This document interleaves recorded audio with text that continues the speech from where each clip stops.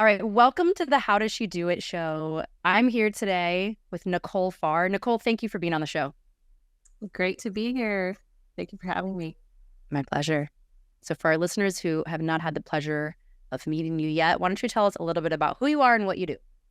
Sure. So I am first and foremost, happily married, mother of three, homeschool mom.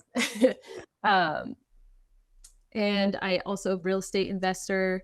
And what I'm most excited about right now is being the co-founder of a nonprofit organization called Eden that helps really change the way we think about giving and create some on much needed ongoing revenue streams for anti-trafficking organizations.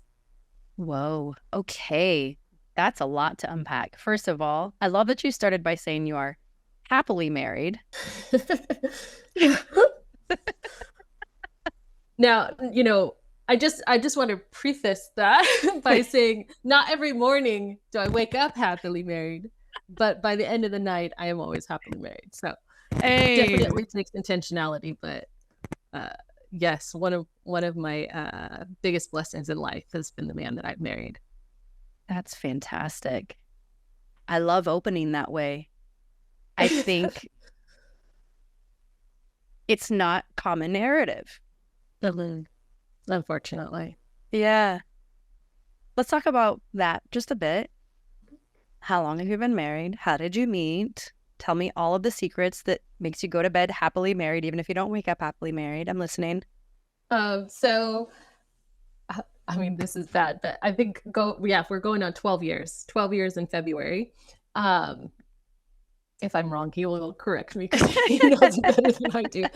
But you know, I used to be embarrassed by this all the time and I'd never share it, but now I'm going to share it on a podcast. So I guess the whole world will know. So we met online, and we laugh about it because we were on our honeymoon in Costa Rica, and in our honeymoon suite, and up came a commercial for the online platform that we we used to get married. So yeah, but I think what Wait, really which is one was it? I know our single listeners are going to be like, please tell me which one is it. ChristianMingle.com.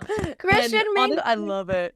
the reason why was because a friend of mine tried to get me to fill out the form for eHarmony, and I was like, oh my gosh, you have to fill out like a whole 10-page paper just to find your significant other. So That's a as you can see, commitment. I didn't put I'm a just lot looking of for marriage, right? right. But yeah, and it was just a little bit funny because we always described, the way that we met. There was like three definite things that happened.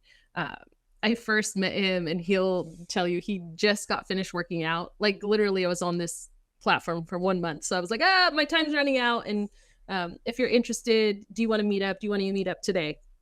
And so he said, oh wow, gosh, okay, yeah, we'll meet up today. But he didn't want to change his schedule, so he went to CrossFit. Uh, didn't even take a shower. Like literally, he did like the man quick pat down thing. Had Covered in a pheromones. exactly. That's what he says. He says that's why. That's why. Um, a baseball cap on, and he came and met. And that night, I was like, oh, this guy could mesh with my friends. And so there was just like that friend relationship that like was like immediately happened. The second time I met him, uh, I didn't even recognize it was the same person. Like literally, I joke with him, and I was like, "Oh, you showed up all Persian because he's Persian." Okay. But I mean, the way he showed up was like collared shirt, his hair was done, cologne on, and I like literally was in the parking lot, like, is that the same guy? Like, I That's don't really hilarious. know if it is. Where's the like So smelly, sweaty t-shirt guy? exactly the one Yeah. that's gonna be my best friend, and then this one was like, "Ooh, Ooh, yeah, I dapper. gotta, Oh, oh. And then the third date that we had went to Disneyland for my birthday, and in the car he just like poured out his soul. And at that moment, I like literally, I was like, I love this man. Third date, never happened before. And so I went home, and I'm honestly, I'm not very open when it comes to like relationships and things like that. I told my mom, I went home and I said, because I knew I had to say it out loud or I wouldn't believe it later. So I said it out loud. I said, I think I met the man I'm going to marry. And then she's like, you want to talk about it? And I was like, no, good night, you know? And That so, was for me, not for yeah, that you. was just so that I would realize that this actually literally happened. And yeah, so I was like, the first was, you know, friendship. The second was lust. And then the third one was like, oh, deep, intimate connection and love, you know? So, his story is a little bit different when he Oh, I'm he sure it discovered it. is. But yeah, one of the things about him, I mean, he just brings life to our family. He is courageous. I mean, um, he is his own person, but he's full of joy. Like I always feel like the Debbie Downer in the relationship, like the realist, Girl, where he's like the true. dreamer. But we gotta talk. We gotta talk off camera about this. Okay. So he's the fun, he's the dreamer, he's the joy. Definitely, Mm. definitely. And so, and he's also the reason why we're happily married, because he would be the first to apologize, the first to go over on the bed and like bring the cuddle hand that like repairs the day, you know. The So cuddle. To bring the yeah. cuddle hand that repairs the day. So I mean, definitely he's yeah, when I think about him, brings me back to realizing how blessed I am, for sure. That, that is beautiful. Congratulations to the both of you. That's truly remarkable. I've only been married for a little over 2 years. My spouse and I, we've known each other for like, I don't even know, like 13, 14 years. We dated, What? we broke up, we dated, we broke up, we got married. And so I'm in that phase where I still consider to be newlyweds. And I'm always looking for these positive stories of marriage from women who can speak highly about their husbands. It's easy to talk badly about men.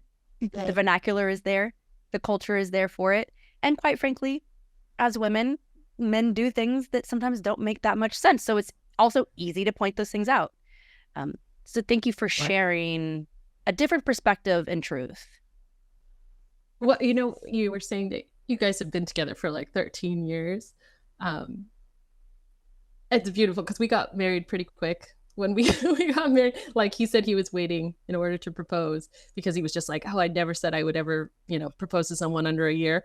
And then we got married pretty quickly. But my parents had been married after knowing each other only 4 months. So I was like, oh, we're good. 6 months, great. But when we got married, in contrast to what you were saying, having known each other for 13 years and gone through those ups and downs before you said yes, he said there was a moment when he like woke up and he was just like, I don't even know this person that's like sleeping next. Like, what did I do? And now So I'm I mean, stuck with them for life.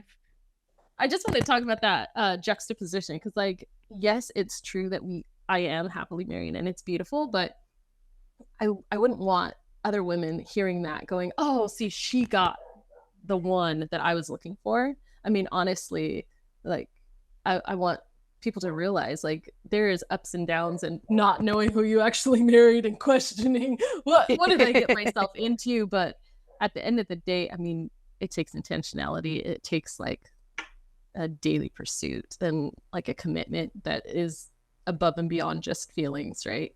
Yeah. So one of the things that I wouldn't want someone to walk away from is thinking that, you know, they didn't get the best one. Like I got a good one and they didn't, and somehow that is why I'm happily married and they're not. Because I mean, really, it just like comes down to just daily choosing them. Because we all have bad days. I wake up without makeup, even though it doesn't do much. But I mean, Stinky breath. yes, exactly. And I always say like, you know, he loves me even when I'm ugly. And so then Mm. I have to love him even when he's ugly too. You know, there's times like we all Message. know our own ugly side. Like if you're really like real with yourself, I do some pretty selfish things, you know. And so Yeah. yeah. That's real. It's, oh man, marriage puts you in the thick of it. You know, I don't think that marriage is hard for everyone in the same way. Mhm. But when you're like an individual human being and then you become joined with another human being, there's always going to be similar challenges. And I think for me, I can say, I think marriage is working. It's how God is working to sanctify me, because I did wait so long to get married. We didn't get married until I think I was 36, 35, 36. So I had all this time to be single and to do everything my own way, you know, like everything. And then when I got married, I had to quickly learn that like it's not just about the way you want it to go anymore. And for us, we're just in that season, quite frankly, where it's challenging. We love each other, we're committed, we have a family, we put God at the center, and we have to keep doing that. But man, it is a daily choice. And it's like if 2 days go by where I'm not choosing him, where I'm putting my frustration or my preferences over his, it's like it just breeds resentment. It pops up like a weed. And I wake up the next morning and there's a disaster to deal with from a mental and emotional standpoint. So true. I mean, I was reading something this morning. So I have like this prayer app that I do every morning, and I was talking about You Amy version? Carmichael. No, Oh, it's not okay. you version. Although I do have that one on my. That's not the one I use. It's like Lectio something, 365 or something. You'll have to share. But You'll have to share it. I would love to know. yeah, and so there's like there's like prayer, then there's scripture, and then there's usually like a quote and something. But so it was talking about it's the small things, it's the small yeses. Like we're always so concerned about these big yeses, these big risk like dives, and especially as like business women, we're like trying to face those fears and keep going and doing all these things, taking those risks. But it's like the little risks of just saying no to my pride and saying yes to my spouse. Oh, that's the one that kills you. That's the one that you're like, I'm not doing it. oh, I'm not gonna do it. I'm gonna stay on this side of the bed until he And comes to me, right? so And many so examples coming to mind. I'm like literally like, shut your mouth right now. You're on your podcast. but I mean, Girl. it's like this little dragon inside of us, and yeah, it's the small yeses, and those are the ones that really like keep you in this like bondage, like you're saying, this like bitterness that grows within you, this resentment. It's like, how are you supposed to love your enemy if you can't even love the person that you like chose? Like, look at this, we got this little thing that we got to do, and yeah. Oh my God. It's so true. We did a marriage class last year that was 12 weeks long through a local church. We're not even members of this church, but we were just in a crisis and we needed help. So we started looking for marriage ministries. We weren't a part of a church yet. We found a class called Re-Engage, and it's originally material made by Watermark Church somewhere in Texas. Right. So we sign up for it. It's the next day. They have childcare. It's like $50. We're like, we're going. We've like tiny kids. I told you we have 2 under 2. And so it's a Monday night and it's 7 to 9 p.m. It's just not the right timing. But we show up and we go. And I have to tell you, I have a background of personal growth and development, not only like acting training, which is all about knowing yourself and sort of breaking yourself apart to really truly be able to put together characters. But I'm a master practitioner of NLP. I've done all of the seminars, read all the books. I started a bit like all of these things, right?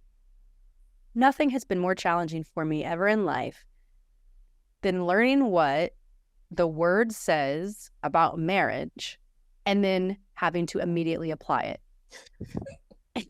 The hardest thing I have ever done in my entire life. It's harder than natural childbirth, which I did twice. I got 3 times over here. No, girl.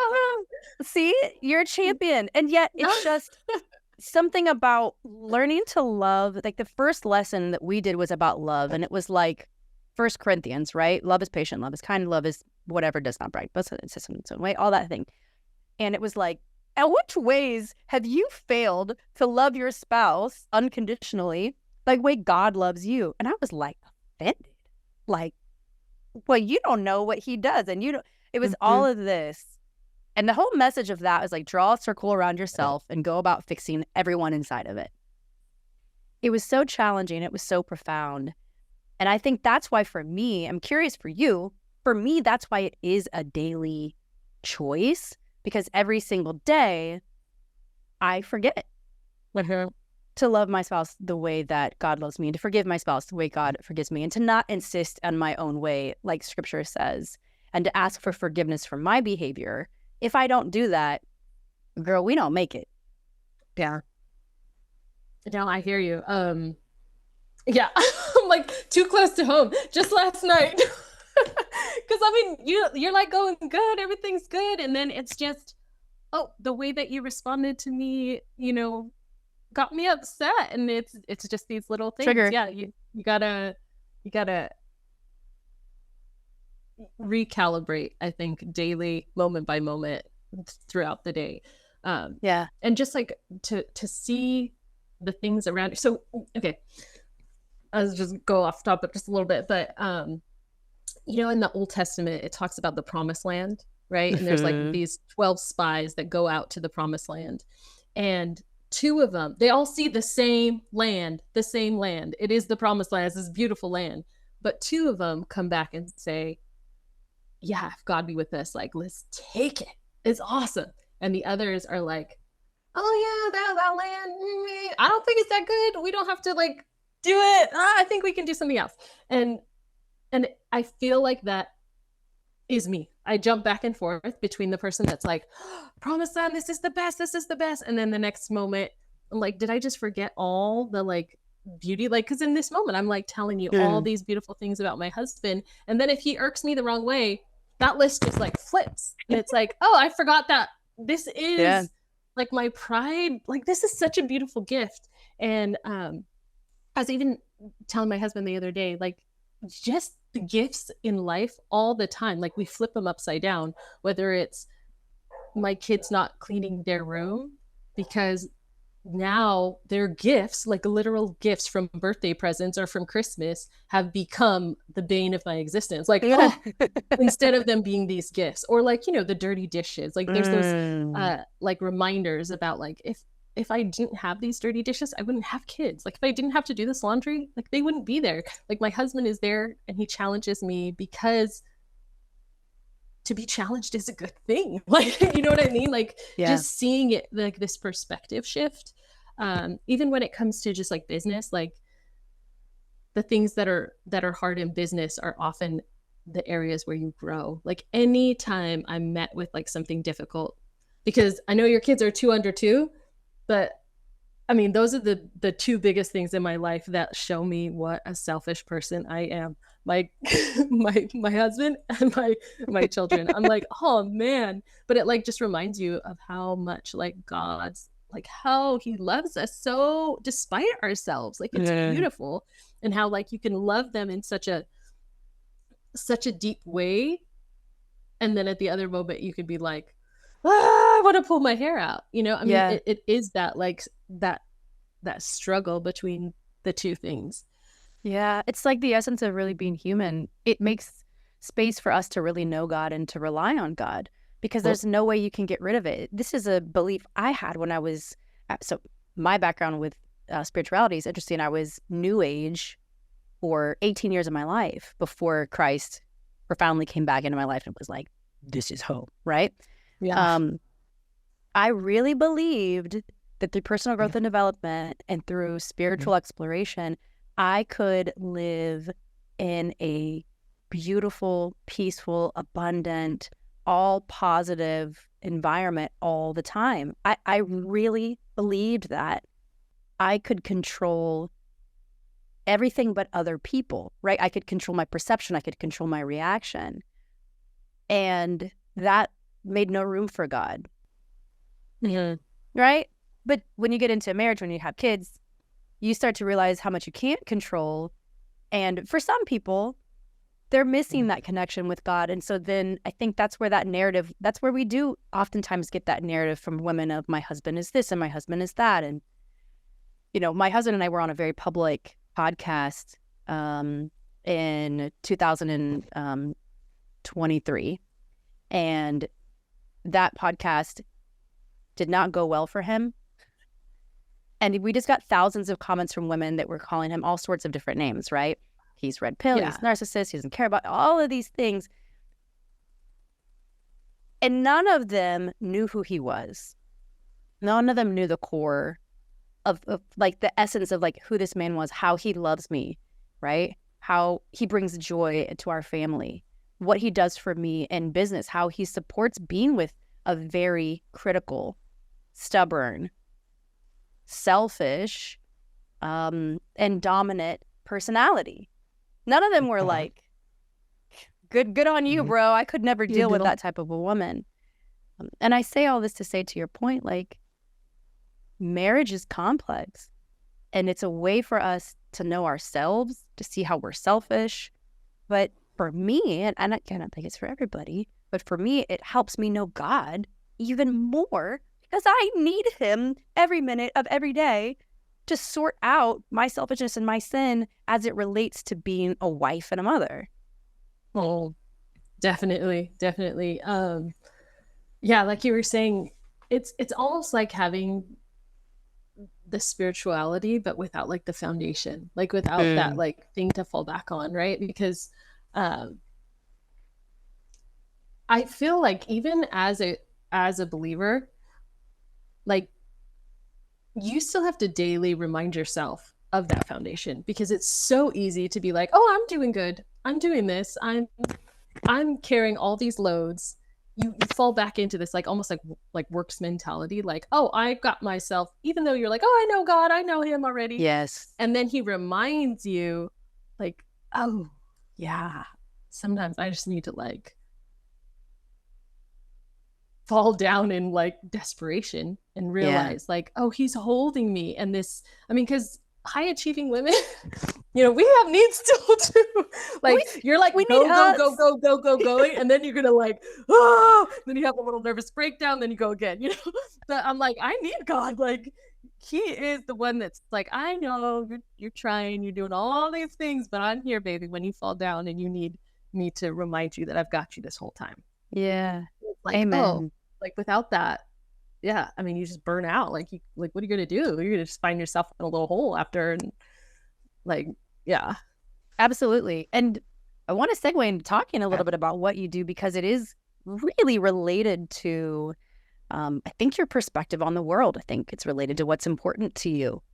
I'm tempted to ask you one more question about how you make time to connect. How do you make time for marriage, for connecting with God, for being with your 3 kids, and all of that, knowing what we're about to talk about is a huge deal? Sure. I mean, I heard someone talk about like discipline being like a door to freedom. And I'm like, oh, it's so true. And so rather than the discipline being like the end game, which oftentimes I do, like I'm like, oh, I have all these little schedules and I do all my little things, like seeing it as a tool to freedom is like a mind shift. Oh, and it's one thing to know it and then to actually do it, because my son has been asking me, he's like really into video games and all kinds of things and talking about the law and just, so we were talking about driving, and I said, okay, so these are the rules for driving, like the little lanes and the white lanes that are that have dashes, and the other one. And I said, but do you think that if a child came out, am I going to abide by the rule of I can't cross the yellow line?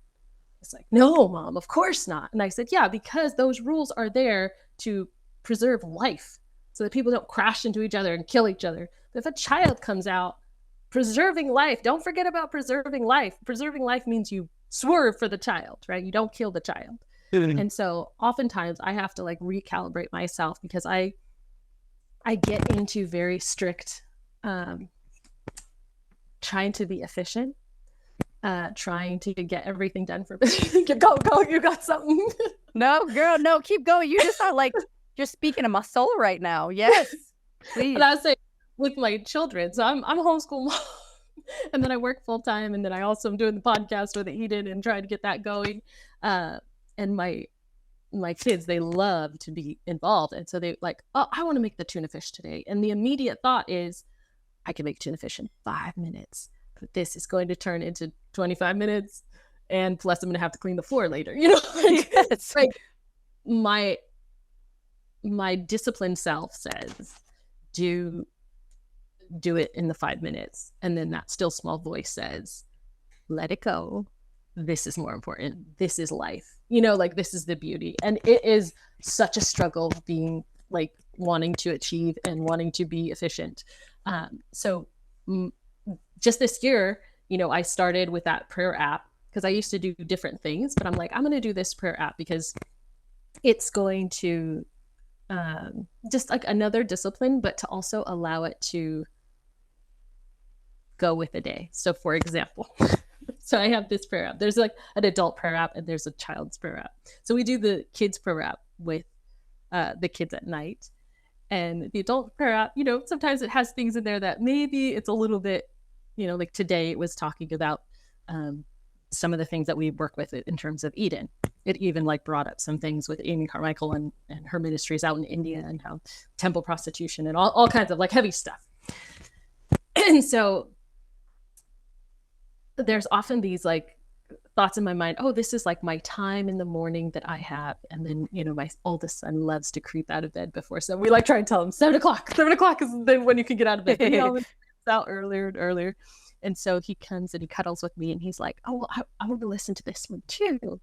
And my thought in my mind is like, oh, well, this is really like creeping in on my time, right? Yeah. And then that still small voice is like, no, this is what I intended for today. And so it's like, just deep breath and just be like, okay, like even doing something like beautiful, like like doing this like quiet time, this prayer time. It's like my babies are here and they're coming up to my to be with me, and it's beautiful that they see me like spending time in God's word and spending time in prayer, and they want to be part of it. Why would I push them away? Like, would God push them away? Would Jesus have been like, little kids, get out of here? Like, so I'm like, okay, but it takes a minute, man. It's like time to recalibrate and be like, okay, just like with a tuna fish. And so I feel like I find myself, so it's kind of contrary to the question you asked, because I think the natural response would have been me saying, oh, well, I do these disciplines, this helps me. But really what is harder for me is the remembering the goal, the end game versus the discipline, because I can be too disciplined oftentimes. I mean, I don't know if you meant to make that a word for me, but that was definitely a word for me. I love, oh my gosh, habits, routine, structure. Uh-huh. Yes, I thrive on that. Give me a rule book. I will memorize it. I will go 100 miles an hour in that direction if I know where I'm headed. But that flexibility, by allowing that small, quiet voice to disrupt the plan, I feel like you just set me up for a day. I'm like, what is the rest of my day going to be like? I feel like I'm about to be interrupted and tested. It's huge. That's quite a revelation. That is not the answer that I was expecting you to give. I love it. You know what? It honestly just happened in the moment. Because I was like, my natural inclination is like, yeah, habits, structures. This is the stuff I know is the answer, but actually my experience is a little different. So, that's real. So, yeah. I think it's real because your life is big and complicated. Well, so yeah, you have to have discipline, but you also have to have the flexibility, That's beautiful. I really want to talk about Eden. Yes. My daughter or the organization. Exactly. Yes. Well, I want to know about the organization. Tell us a little bit about the mission. Yeah. So maybe just a little bit of background. I just want to tell you how we kind of got started for context. So my husband and two of our friends, they went on a service trip to Pattaya, Thailand. I wasn't able to go because I was pregnant at the time. So, you're juggling different things. But while they were out there was really just like a lot of processing, I would say, that went on. Like seeing something firsthand and seeing it from a different perspective. I mean, I think we're all very familiar with like Las Vegas. You go there, you see a lot of things, but everybody's happy, everybody's smiling, right? You don't really see the other side of it. And so when they were out there, I think my husband was really just like, wow, we got to do something. And we were already doing something. I mean, we were giving monthly, and I think a lot of people give monthly. So, Let's I mean, we're so, giving to anti-trafficking. Mm-hmm. yeah, so you're talking about trafficking, right? I want some context to when you said he went out there and he saw it's different seeing it than hearing about it. Give us some context to what you're talking about for the listener that really doesn't know much about Eden. It doesn't maybe even know much about trafficking. Give us some more details so we can paint the picture. Yeah. So, for example, Pattaya, Thailand is also unfortunately known as the sex trafficking capital of the world. And so, in the United States, trafficking maybe looks a little bit different than it does in other parts of the world, especially in Thailand, where I mean, a lot of these people, it's like just exploitation at its worst. Really, they're in this situation because without it, their family's not going to eat. I mean, a lot of times, um, a lot of fathers will be like, I'll go so my daughter doesn't have to go. I mean, it's just like to even Wow. have to have that question posed to you is, horrible, right? And so, and at the same time, my husband came back and he was just like, it's just it's so weird because you see these ladies and they're like smiling, and they're like and they're trying to solicit, they're trying to feed their families, but they're smiling because um, that's how you get the deal, right? But there's just like this layer of like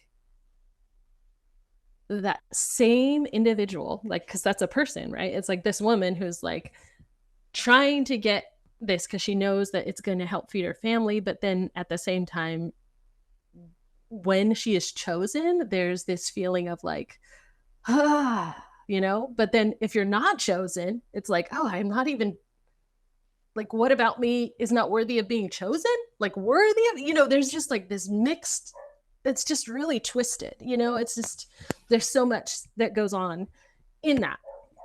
And so, when he was out there, he was just like, it's just so big too, because, you pull this away from this city, the whole city collapses. And then there's a bunch of starving people. So what is the solution here? Like how is the answer? And it was just heavy, really heavy. I was having a different experience, stateside. I went and I listened to Diana Bautista, and she's like the founder of Sheer Love International, which is the organization where they went to in Thailand. And personally, sitting there and hearing her, she told a story about how she had been to Thailand and she saw an underage boy, being trafficked. And of course, it's illegal. So she goes and she reports it. But I mean, like, there's a police officer like right next to it. It's like people just like look the other way, right? The whole city is based off of this. So she goes home, and I think what most of us experience is like, oh, we see something tragic and we go home and we talk to our friends and they're like, oh, that's hard, And so she's telling her brother, oh, I saw this thing that I reported it and all this stuff. And he looks at her and he's like, you're a grown woman. Do something. Which is not the response that she was like anticipating, right? She's like, I did all that I could. What am I supposed to do? Right. She's like, I'm a hairdresser from California. Like, what do you expect of me? Thank God she doesn't stop there, right? She is so confronted with this challenge that she ends up going to Thailand, and she's like, all right, I'm going to teach barbering and cosmetology. That's what I know. I'm going to give them an option, like this or this. Would you like to try it? Like an avenue of hope. Yeah. So she's out there and she's bringing people out of this, giving them that opportunity, teaching them a trade to provide for their families out of this. But one of our friends notices, oh, are you living in the school? I didn't realize you lived in the school that you started. This is years later that she's like doing this great work. She's like reaching people. They're like going into dark spots like daily. And she says, oh, well, some of my donors fell through. And so I lost my apartment in Thailand where, a couple $100 you're going to get an apartment. And so I'm just living in the school. And we're like, what? Like, even the boots on the ground, like the people that are doing the work that are like grabbing people out of this bondage, it's like it's not sustainable. Like, it was just like heart-wrenching. But as I was sitting there and she's telling this story, about her using her gifts, right? Her talents of hairdressing. Yeah. There's that question that, like, when you stand there and you hear that story, you're like, oh, what do I have? Do I have something? Am I holding back? What am I not doing? Like, what is there something bigger than what I can see? So when my husband came back and he was talking to us about, um, like, we got to do more. What can we do? Like, we're brainstorming, like, oh, can we just give more monthly?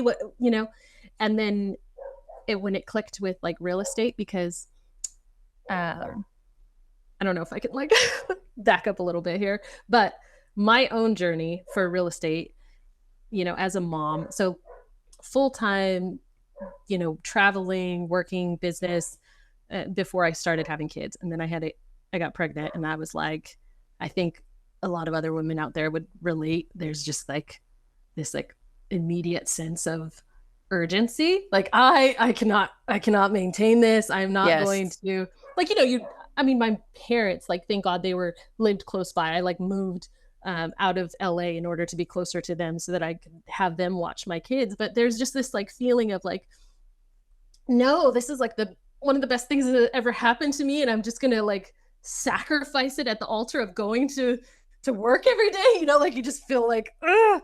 So that was a couple years prior, and I was already like searching for other revenue streams for myself. And the women that I knew, that they were like selling oils, and I was like, I can't sell enough oils to like compensate for the income that I make. Like, what am I supposed to do? And so I was like looking online, like working from home, like, what do I do? And that is actually the struggle, the bondage, the like thing that you feel is like the biggest obstacle is usually like, ooh, that's the avenue for this great opportunity, right? This hope. And so Yeah. for me, finding real estate was really one of those opportunities. I mean, it allowed me to say, hey, I want to cut down my hours, and then negotiate with me and be like, oh, we want to keep you, but you can work from home, or you could do this, and it's like, wow, because I had the freedom through real estate. So that was the background. So after that trip to Thailand, my husband uh, and I were just like talking, and he was like, we could like move to Thailand and not even worry about our finances because we have like this residual income. Right. And but we didn't feel like we're not those people. Like, we're not Right. in that area. Mhm. But we were like, wow, if we could use this same model and allow it to help support like Diana, who has this like gift of like going in there and talking to these girls, and other people like the boots, the frontline workers that are the ones that are truly gifted in speaking life into these, like, we can come behind them and we can strengthen them. Like, how do we make sure she has an apartment to live in so that she's not like this whole organization collapses or something? Right. um, so that really is what drove us to start Eden. And so, I mean, our own fish is real estate. It's like, okay, we know real estate, like, let's offer that, like, let's see what God can do with it, and blow it up. When you told me about what you were doing the moment that we met online, I immediately looked it up to see who you were and what you did. And I was just taken aback. I was sitting on the sofa with my husband, and I said, babe, look what these people do.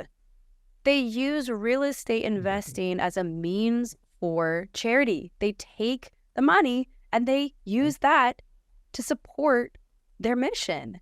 I was like, can you believe it? That is so brilliant. And maybe it's my naivety that I don't know that people do this. But what? Like, I get how you came to the conclusion, this is how God can use us and this is what we can do. But the putting that together, like deciding how that's going to work, like, how did all of that come about? Walk me through how you put those pieces together, because it's brilliant. Well, I mean, just clarity for listeners. I mean, we're all familiar with the traditional giving model, which is like, for example, somebody needs a glass of water and your donation provides that glass. And that's beautiful. And that's, I mean, we give to multiple organizations and we give monthly. But I think what we realized was, like, just like charity water, Like, we need to build wells. We need to like keep Right. this going so tomorrow they're not thirsty again. And so that's really like what created that model where it's like, okay, your donation 100% is not going to the cause. What it's going to go into is going to go into the purchase and the rehab of an asset that is going to produce revenue for a lifetime. And that is going to help support organizations.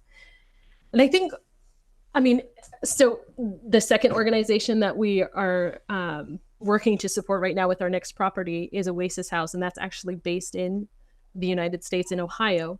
And it was beautiful because the the one who runs that organization, we had given her like a pre-gift before the house was actually finished rehab and rented and producing for her organization. And she said afterwards, like, can I give this back? Because I want this to get done quicker. And it was like, oh, see, it Interesting. clicks. Like, because she knew, oh no, this is like a seed that is going to turn into a tree for me. And of course, we were like, oh, it's two different buckets. Don't even worry. Like, this goes to the, like, we keep it separate. Um, but just that shift of thinking about how we give and using just like the same tactics that the for-profit industries use for the nonprofit. I mean, there's if you look at like how the nonprofit has grown versus the for-profit, it's like the nonprofit is just staggered, whereas like the for-profit, I mean, they're just like climaxing here. And it's like, well, why? Because there's this mindset that, oh, all of the money has to go to the end, when really we want to be creating and generating and growing the impact. And we're not going to do that if it's just, $20 here and then you spend it. It's like everybody knows with their own finances, you got to invest that money and let it grow, or inflation is just going to cripple you. Or, I mean, during inflation, a lot of people, that's like the first thing they have to pull back on, right? I mean, what can I shave off? And so I really think it's a God idea. Like, we didn't come up with it, but I mean, just like seeing how it could create just like longevity and sustainability for these organizations, because a lot of them are struggling, for that monthly and their time. I mean, we've talked with different organization leaders, and the amount of time that they spend writing letters or reaching out or trying to get donations versus being able to do the work that they were gifted and empowered to do. It's just mind-blowing. Just like even thinking of your own mental space. I mean, there's, we were talking about being a Yeah. mom, being a wife, and being a businesswoman, and just like how that can like strain just your mind space, your creativity. When you're freed up to think bigger in like an abundance mindset and not worry about that, like, how much more could they do and be effective at it? I am truly blown away and emotional about it. For me, I've never thought of this idea that you could use a for-profit model to fund a charitable mission. Those two ideas never even touched one another. And it has my mind just racing about what other opportunities are there, especially as entrepreneurs. Well, if I know how to make money by cutting people's hair and teaching barber skills, which is something that everybody really needs, I could teach these people to do it and give them a means of income. Well, if I know real estate and I know how to create residual income through investment properties, well, then I can take those funds and help fund that person's entrepreneurial mission to bring people out of trafficking. What else is possible? It's completely shift in the narrative for me when it comes to charity. And the beautiful thing is, like, when we share this story, I think just like you're saying, oh, it's making me think more creatively. I mean, we have donors who write children's books, and then they're like, oh, I'm just going to donate profits of my children's books. Like, it doesn't have to be this like separate thing. It can be, it's all connected. And then you have a little more passion about what you're doing, because you're like, not only am I, selling this widget, I'm also doing this like amazing work with every, so there's just like so much more like beauty that you're creating in anything that you set your hands to. And so, yeah, Wow. it's exciting. And so with Eden, how do you all go about getting the funds for the property? Was it something that you and your husband invested initially of your own funds, or did you raise funds for the property then that is then giving to the missions? So a little bit of both. You know, whenever you're starting your own for-profit venture, you're always going to put some of your own into that as well. And I think that's good because it means that you believe in it and you're Yeah, like, you're committed to it. invested.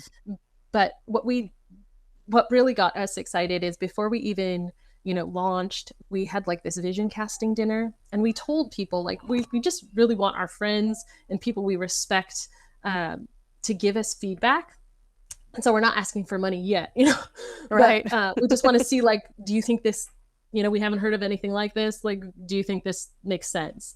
And after that dinner, we had people come to us, and through just that dinner, we had raised enough for our first property to buy it outright. And so we were like, Wow. wow. After that, like realizing, okay, people want their donations. They're already giving. They want to have a bigger impact with it. They want to know that it's going further, just like us. I mean, we were already giving, but it was more about like, at the end of the day, is this making a difference? Is this going to like outlive me? Or is it just if I stop tomorrow, you know? Um, and so that really energized us. Granted, we founded in 2019, and then COVID hit, and so there wasn't a lot of like in person, you know, things that we could start doing. But we were able to have our first gala this last year, and with that gala, we were able to purchase our second property. And so now we're raising Incredible. funds to just rehab it. And so we already have one that's already producing monthly, and that's able to help support. We would love to support more, and we're like the goal is to grow the properties and to, you know, branch out into different types of properties. But as of right now, we wanted to show like the model works, like it produces on a regular basis. And so this next property, we're raising funds for the exterior work and the interior work, and as soon as it's rehabbed, then it becomes a producing one of those wells. It's going to help support Oasis House. Wow. I mean, amazing. Can I give you an award? I don't know. I want to, congratulations. That is truly brilliant and so inspiring to know that your husband came back with the passion of using the talents, and together as a team, you guys put this together and said, okay, we are going to do this. Kind of circling back to the beginning of the conversation, being on the same page about that. Aside from it probably being a challenge, how wonderful is it that you get to be aligned in that mission at home, in your marriage, at work, in your spiritual beliefs? That, I think we talk about balance, right? We talk about making sure that at the end of it all, you're in a place where you feel like you were there and present for things. What you're doing for me is so powerful because it's like an arrival point where things are lining up, right? All of the things in your life that are important, the relationship, the children, the spirituality, the giving, the skills, the career, they're coming together for this really beautiful purpose that I think is remarkable. And I think it's rare to get to meet individuals who are at that place in their life. I mean, it's just hearing you talk about it, it just reminds me of how blessed it is to be part of this.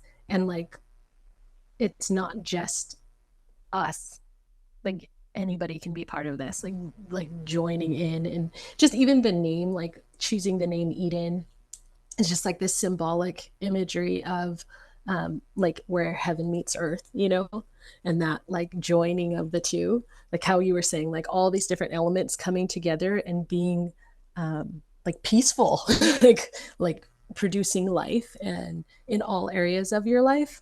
Um, is really what we're about. And I feel like there's so many opportunities for other people that have their own like gifts and talents that could really, like if they only realized that they were built and meant for this, rather than being like, oh, that's, I don't think I, you know, I can't do that. It's like, I mean, the beautiful thing is like God has a calling on each one of our lives, right? And he is like calling us into royalty, right? It's like princes and princesses, like, step up.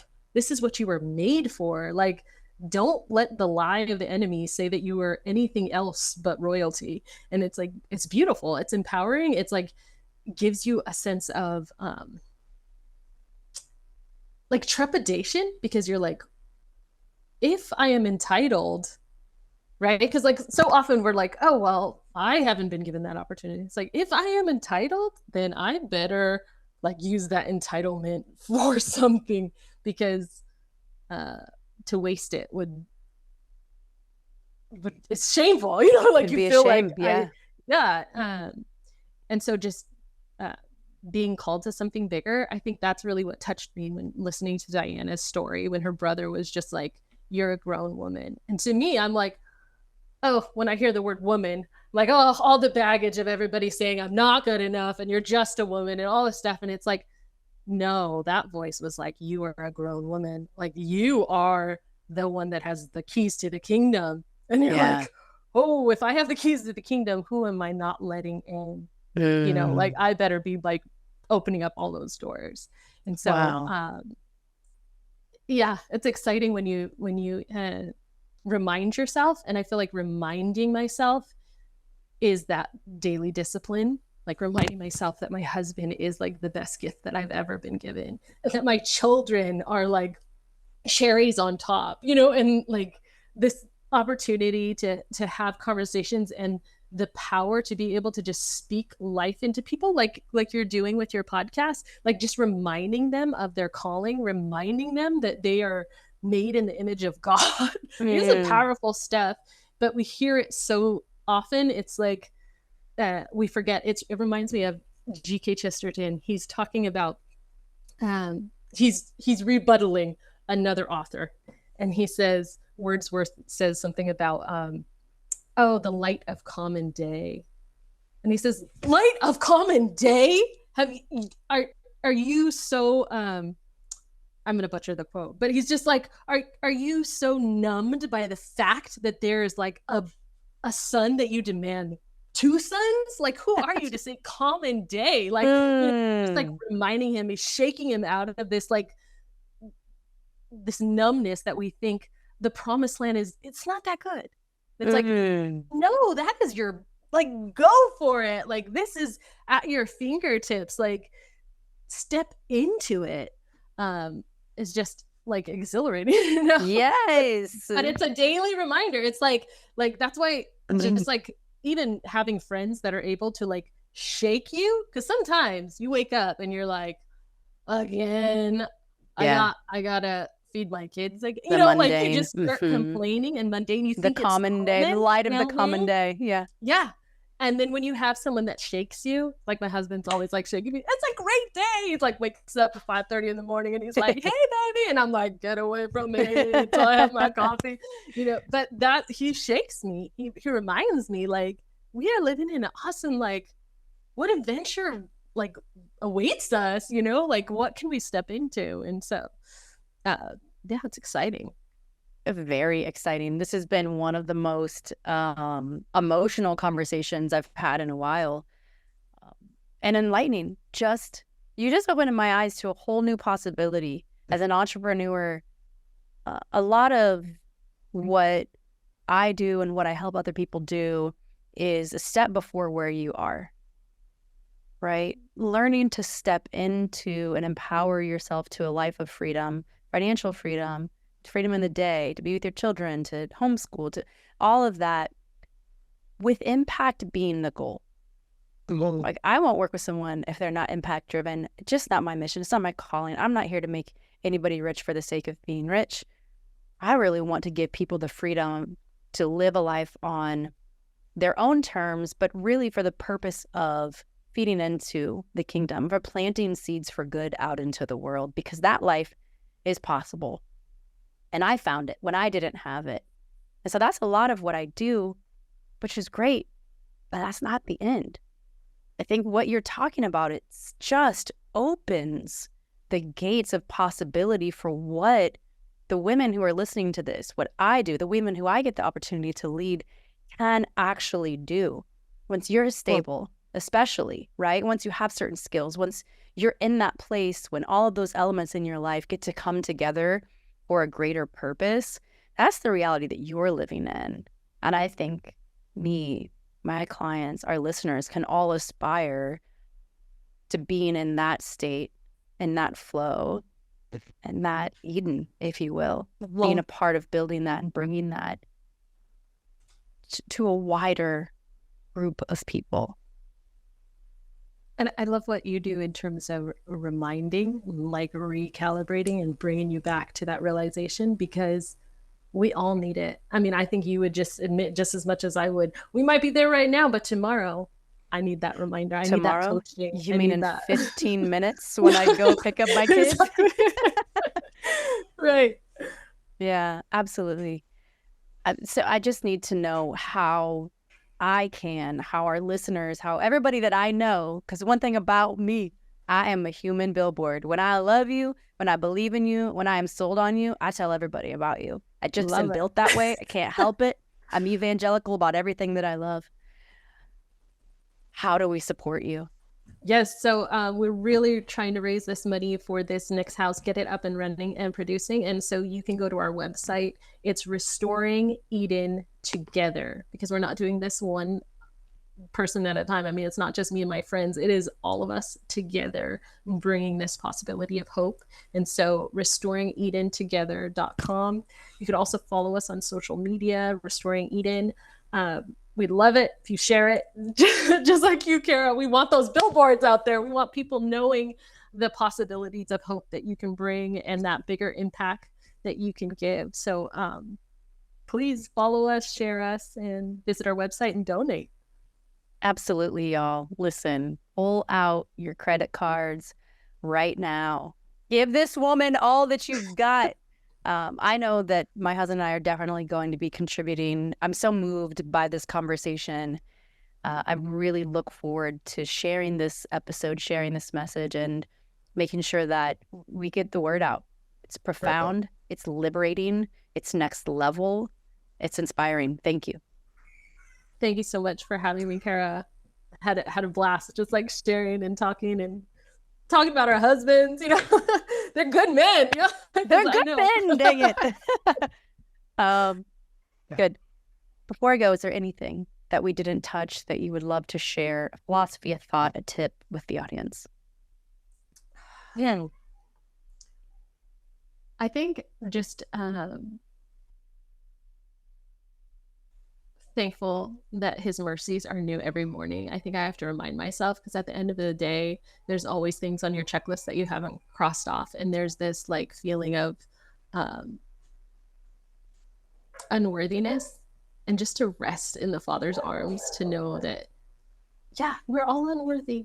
Thank God for his grace, right? And his mercy is new every morning. And Yes. so that's what keeps me going. That's, yeah, just love to share that with you all. Amen. So I ask a final question to all our guests. You have this big life.